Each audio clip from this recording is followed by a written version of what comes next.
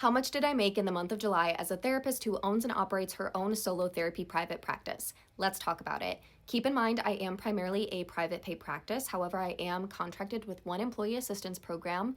And also, this video, I am not going to discuss how much money I have to pay for taxes and business expenses and all that stuff. So keep that in mind that my take home is much less than the number you're going to hear in this video. And the therapists who are interested in starting your own solo therapy private practice, I do have a free PDF guide for building your therapy private practice. I've done some YouTube videos on it. I have a playlist here on my TikTok. So check out all those resources because there's a lot of good stuff in there. So check it out. Let's dive into it. So for the month of July, I had 91 appointments scheduled. Of those 91 appointments, 84 actually happened. And of those 84 appointments, 5 of them were 2-hour long sessions. I also did 4 groups in the month of July. So I had 84 appointments that actually happened. 5 of those were 2-hour sessions, so 84 plus 5 is 89.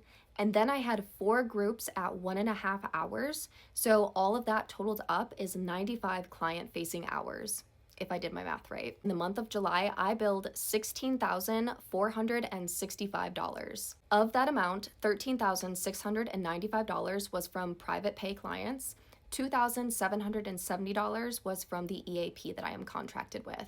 So EAP, an employee assistance program, means that those clients do not pay me directly. Their company that they work for offers these benefits, and the EAP pays me directly and covers the cost of their services. Of my 95 client-facing hours, I had 7 people who canceled ahead of time, meaning that they gave me 24 hours notice, and there is no fee for that.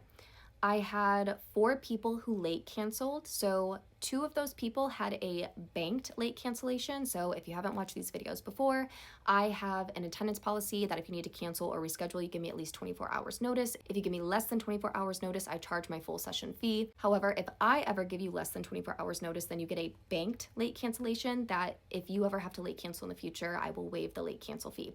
So 2 of the people who late canceled had that banked late cancellation and I waived their fee. And the other 2 people I did charge. And I had 0 no-shows. So again, keep in mind, this video did not include things like business expenses and taxes and other costs that I have to think about when it comes to running my business. And if you are a therapist who is interested in private practice, again, make sure you check out my resources because I think, personally, I have a lot of good stuff out there, so check it out.